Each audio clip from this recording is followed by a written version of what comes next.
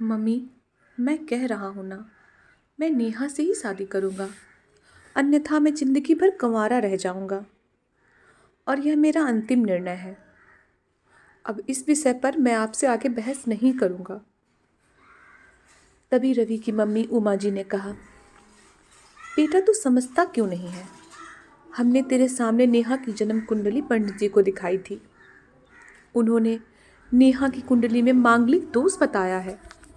अब तू बता, सब कुछ पता होते हुए भी हम तेरी शादी एक मांगलिक लड़की से कैसे कर दें? तू जानता नहीं है कि मांगलिक दोष वाले के जीवन साथी की मृत्यु जल्दी हो जाया करती है। इसलिए तुझे समझा रही हूँ मैं, और तू भूल जा नेहा को। उमा जी ने रवि को बहुत समझाया, पर रवि का कहना था कि जब मैंने नेहा से प्यार किया था, तब मैंने उसके साथ प्यार करते हुए जन्म कुंडली का मिलान नहीं किया था। ना ही मैं इन मिलानों को मानता हूँ। इसलिए अब बस मैं नेहा से ही शादी करूँगा और यह मेरा आखिरी फैसला है। आखिर उमा जी को अपने बेटे की जिद के आगे झुकना पड़ा और पंडित जी के द्वारा बताए गए अनुसार नेहा के मंगल दोष को दूर करने के लिए रवि के साथ शादी करने से पहले नेहा की शादी एक पेड़ के साथ करवाई गई और उसके बाद नेहा ने रवि से शादी करी। नेहा दुल्हन बनकर रवि के घर आ गई, पर उमा जी को नेहा का मांगलिक होना अभी भी खटक रहा था और उमा जी उसे दिल से अपना नहीं पा रही थीं। और घर में जो कुछ भी परेशानी आती तो उसका दोष नेहा को ही दिया जाता। लेकिन नेहा पढ़ी लिखी संस्कारी लड़की थी और वह अपनी सासू माँ से मिले इन बेवजह आरोपों को अपने दिल से नहीं लगाती थी और ऐसे ही ससुराल में उसके दिन कट रहे थे। एक दिन रवि ऑफिस से जल्दी घर आ जाता है। तब उमा जी ने उससे पूछा, बेटा आज जल्दी कैसे आ गया? तब उसने बताया, माँ आज सुबह से ही सिर दर्द और बहुत कमजोरी लग रही है, इसलिए ऑफिस में काम करने की हिम्मत ही नहीं हुई मेरी। तब उमा जी ने कहा, चल बेटा जल्दी कर, हमें डॉक्टर के पास चलना है।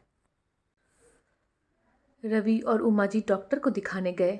डॉक्टर को दिखाने के बाद मालूम पड़ा कि रवि को पीलिया हो गया है और दोनों जैसे ही घर लौटे, उमा जी ने घर को सिर पर उठा लिया और कहने लगी, जब से यह लड़की हमारे घर में आई है तब से हमारे घर में परेशानियां और बीमारियां भी साथ लेकर आई है। इसके कदम ही अशुभ हैं। अब देखो, इसका मांगलिक दोष हमारे बेटे पर भी असर करने लग गया। कल को अगर मेरी बेटे को कुछ हो गया तो कौन जिम्मेदार होगा? तभी नेहा ने कहा, मम्मी जी प्लीज़, और कितना नीचे दिखाइएगा मुझे। आज तक मैं चुप रही क्योंकि पापा ने यही सिखाया था कि बड़ों के आगे ससुराल में जवाब मत देना, पर आज तो आपने हद ही कर दी है। अगर मैं आज भी कुछ नहीं बोली तो जिंदगी भर खुद को माफ़ नहीं कर पाऊंगी। मम्मी जी, अगर आप पंडित जी पर भरोसा नहीं करती थी तो उनके कहे अनुसार आपने सारी मांगलिक दोष निवारण की विधि क्यों करवाई? क्यों पहले आपने मेरी पेड़ से शादी करवाई? दोष मेरा मांगलिक होना नहीं है, बल्कि दोष तो मेरा आपकी बहू होना है। क्योंकि घर में जाने अनजाने में कुछ भी परेशानी आती है, उसको आप मुझसे जोड़ देती हैं, और जब कोई सास अपनी बहू से नफरत कर रही होती है, तब यह बहू दोष बेटे बहू को नहीं, पूरे परिवार को परेशानी में डाल देता है। और इस बहू दोष से मुक्ति भी सिर्फ सास ही दिलवा सकती है। बहू को अपनी बहू माने, उसे दिल से अपनाएं, उसे भी सम्मान दें और यह महसूस कराएं कि वह भी इस परिवार का सदस्य है। नहीं तो बहू दोष मांगलिक दोष से भी ज़्यादा पीड़ादायक हो जाता है। नेहा की कही हुई बातें उमा जी के दिल को झकझोर रही थी और उन्हें मन ही मन पश्चाताप हो रहा था। उस समय उन्होंने नेहा को कुछ भी नहीं कहा। थोड़े दिन बाद रवि बिल्कुल ठीक हो गया और ऑफिस जाने लगा। 1 महीने बाद रवि की सैलरी भी बढ़ गई। तब उसने घर आकर इसका श्रेय नेहा को दिया तो उमा जी बोली, हाँ सही है बेटा, तू तो सारा श्रेय बहू को ही देगा। तेरी माँ का आशीर्वाद भी तो तेरी प्रगति के पीछे रहता है, तेरे साथ। तू तो मुझे श्रेय देना ही भूल गया। तब रवि ने कहा, माँ, इस बार नेहा का मांगलिक दोष मुझ पर और न ही मेरी तरक्की पर लगा। और माँ, जब हम बुरी परेशानियों का श्रेय नेहा को देते हैं तो अच्छे कामों का श्रेय भी तो नेहा को ही देना चाहिए।